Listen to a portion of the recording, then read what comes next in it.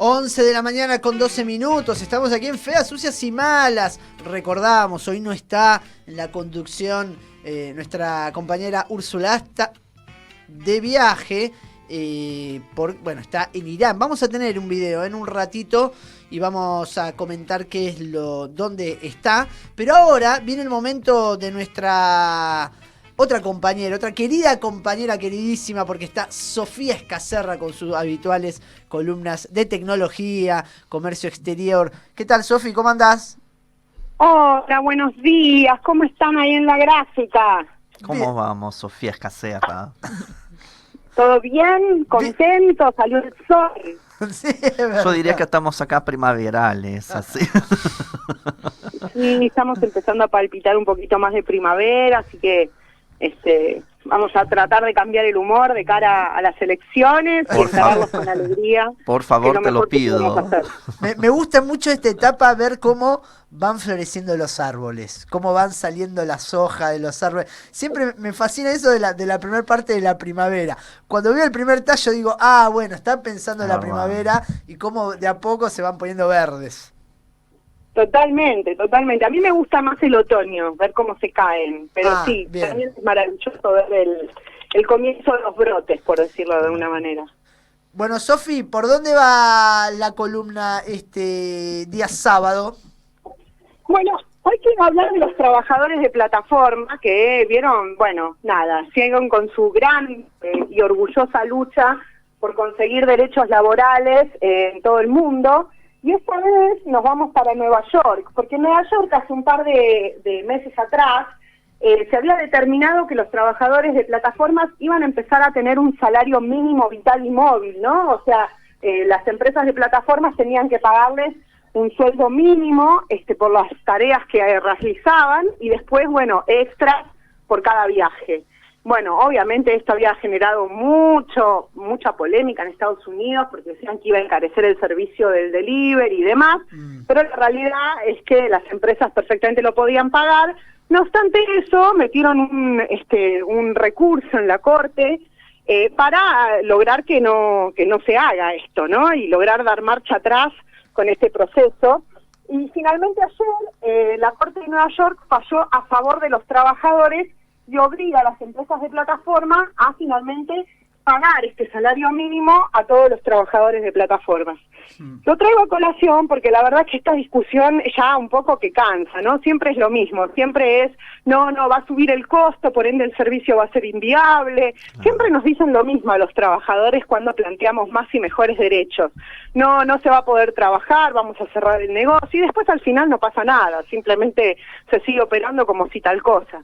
Este vendría a ser uno de esos casos, la Corte falló a favor de los trabajadores, van a tener que empezar a pagar un salario mínimo a todos los trabajadores, mientras en la región seguimos por derechos. Paraguay está en este momento justo debatiendo la ley de empleo de plataforma en el Congreso de Paraguay. Acá en Argentina es una de las promesas de campaña de Sergio Massa, y Kelly Olmos ha empezado a decir que están trabajando en un nuevo borrador, más allá del borrador que ya habíamos tenido en la anterior gestión del Ministerio de Trabajo. Se está intentando hacer, con Moroni, se está intentando hacer un nuevo borrador para una ley de empleo de plataformas, pero la verdad es que sigue haciéndose esperar los derechos en la región. El único que ha avanzado un poco es Uruguay y Chile, ¿no? ¿Por dónde avanza? Los avances? ¿Por dónde van, Sofía? Bueno, eso es lo más polémico, ¿no? Porque hay países que insisten en tratar de meterlos en la ley de contrato de trabajo, hay países que insisten en tratar de armar configuraciones de una jornada de 8 horas, ¿no? Donde los trabajadores tengan todas las garantías y los derechos de todos los trabajadores, pero trabajando 8 horas diarias.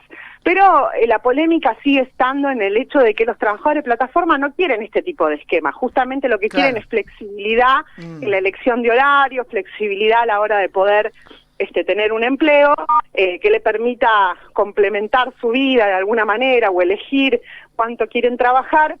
Y muchos juristas tratan de hacer ver como que hay un conflicto entre una cosa y otra.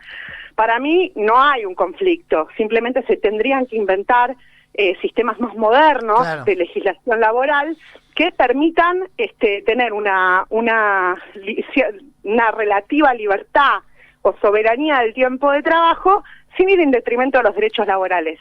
Desconozco cómo es el borrador que está trabajando en este momento Kelly Olmos, pero en su momento el borrador que planteaba Moroni acá en Argentina un poco trataba de hacer eso, ¿no? Y decía, bueno, el trabajador va a tener jubilación, obra social, vacaciones y demás en la proporción de horas que trabaje, y si trabaja más de 40 horas semanales, tiene derecho a pedir un contrato de trabajo como el que tiene cualquier trabajador en relación de dependencia, pero queda a criterio del trabajador, ¿no?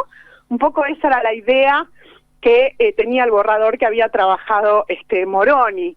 Si esa es la solución correcta, la verdad es que no lo sé, pero digo, o sea, podemos pensar algún tipo de reglamentación que contemple estas cuestiones para que no tengamos una ley que le dé derecho a los trabajadores y que no le sirva a los trabajadores, que sería lo peor que nos puede pasar, ¿no? Pero Sofi, o sea, te hago una consulta. Derechos de una forma que los trabajadores rechacen. Claro. ¿Cuál es la participación de los trabajadores en la construcción de estas legislaciones, no sea acá en Argentina o en otros países?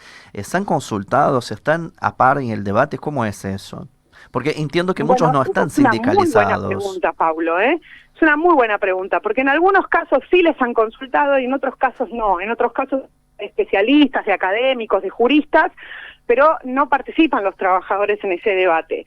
Y principalmente es porque también encuentran mucha dificultad para sindicalizarse, porque estos trabajos suelen tener una alta rotación laboral, suelen ser empleos donde los trabajadores rotan mucho y hay mucho recambio, además de las prácticas antisindicales de las empresas, ¿no?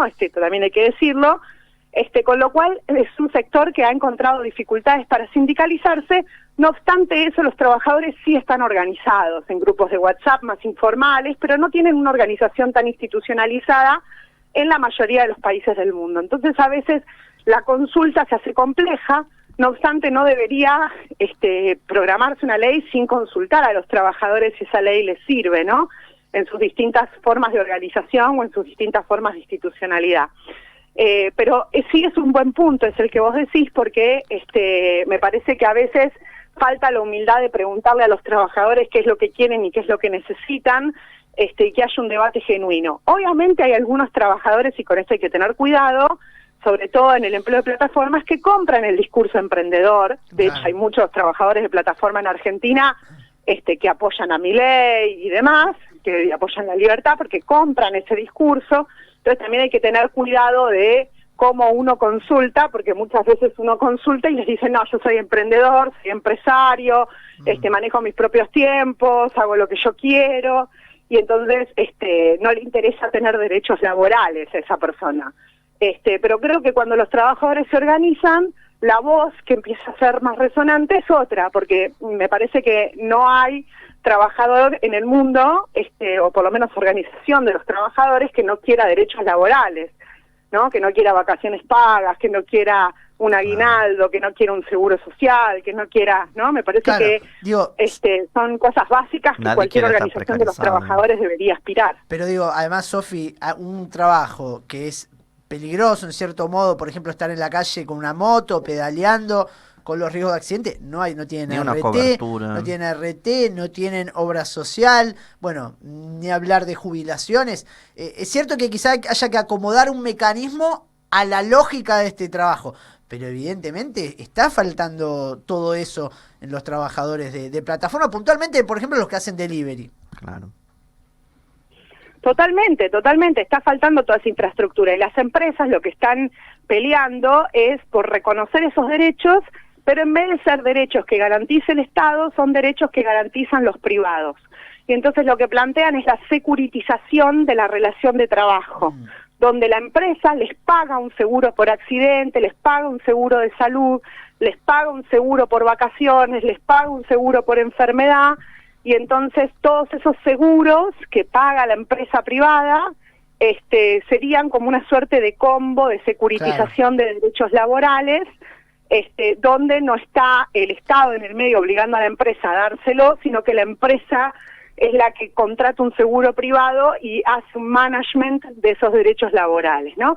Es una forma de privatizar los derechos de forma indirecta, y eso es lo que las empresas de plataforma están planteando, porque reconocen que hay un peligro en la calle y que eso debe ser cubierto de alguna manera. Sí. Pero no es claramente el camino hacia el cual el sindicalismo tiene que ir, me parece. Y te agrego algo de lo que vos siempre hablás, y que hay dos proyectos. Había uno en Provincia de Buenos Aires que estaba impulsando Malplaini, y también otro en la Cámara de Diputados de María Rosa Martínez, que tiene que ver primero con la registración, pero algo que señalaban es la gestión algorítmica, ¿no? ¿Cómo funciona el algoritmo, cómo premia, cómo castiga, a quién beneficia? Bueno, otro tema, ¿no? Ahí respecto a estas empresas de plataformas sí, de ahí delivery. creo que hay que ir hacia la explicabilidad algorítmica, o sea, que el trabajador sepa en todo momento cómo le están juzgando y qué conducta se espera de él para poder elevar sus ingresos. Porque en este momento las empresas cambian esos criterios de la noche a la mañana, no le informan al trabajador,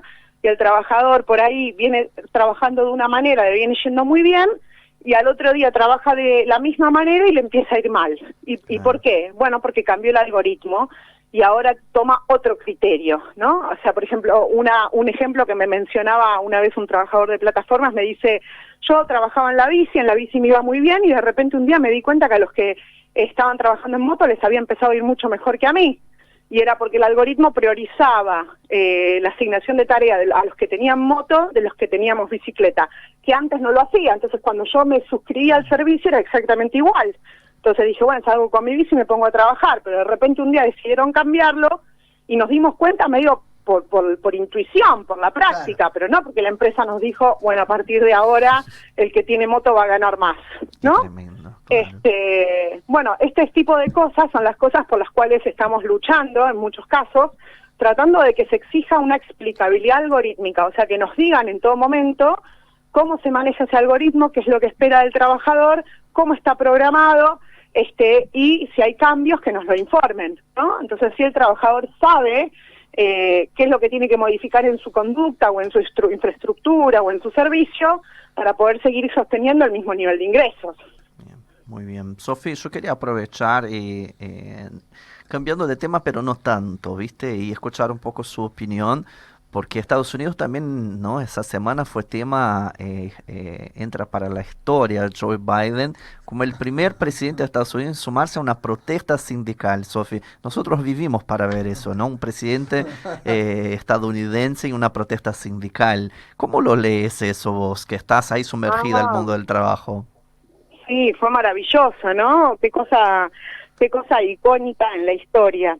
Sí, la verdad es que, bueno, todos sabemos que Estados Unidos es Estados Unidos y sigue siendo el imperio y sigue siendo neoliberal y sigue siendo un país al cual Argentina no le va a convenir jamás, ¿no? En el sentido de que siempre buscan generarnos deuda y demás. O sea, con esto no estoy defendiendo a Estados Unidos en vis a vis la relación bilateral con Argentina, pero sí claramente hacia dentro de la política interna, Estados Unidos con el presidente Joe Biden está teniendo un giro político importante. Estados Unidos siempre nosotros lo tenemos con la idea de que es antisindical, de que no hay sindicatos, y la verdad es que la población norteamericana es una población que ha tenido una historia de lucha y de resistencia muy importante, ¿no? El sindicalismo norteamericano es muy importante. Y lo que se ve ahora con la huelga de actores, la huelga en el sector industrial, hay distintas huelgas, básicamente porque Estados Unidos está sufriendo el mismo fenómeno que estamos sufriendo en Argentina, y con esto no estoy diciendo que las causantes son las mismas, pero que sí que el fenómeno se está dando a nivel global, que es que los salarios son cada vez más bajos, ¿no? Entonces, personas que trabajan en relación de dependencia, con un trabajo que históricamente era de clase media, hoy día no llegan a fin de mes. Y esto es básicamente porque la mayor cantidad de la productividad de ese trabajo se lo han quedado la tecnología, y la tecnología ha sido desregulada y utilizada para afectar la distribución de la riqueza. Es decir, ¿qué quiero decir con esto? Que los empresarios generan tecnología que hace más productivo al trabajador, y en vez de darle un aumento de sueldo por la mayor productividad, se hacen los OTAs, ¿no? Y entonces no dan ese reparto de ganancias. Entonces cada vez los trabajadores producen más, pero en términos relativos ganan menos. En Estados Unidos están teniendo un serio problema de inflación, nada comparado con la República Argentina, que estamos con 120, 130% anual, pero sí están teniendo un 7% anual, que para ellos, en términos históricos, es un montón. Con lo cual la pérdida de poder adquisitivo está siendo cada vez más grande. Con lo cual las huelgas se están suscitando en distintos sectores, y me parece que el hecho de que Joe Biden esté acompañando estas huelgas, esté diciendo que la forma de solucionar esto es que simplemente les paguen más a los trabajadores, es algo que parece muy básico, pero que para Estados Unidos es muy disruptivo, ¿no?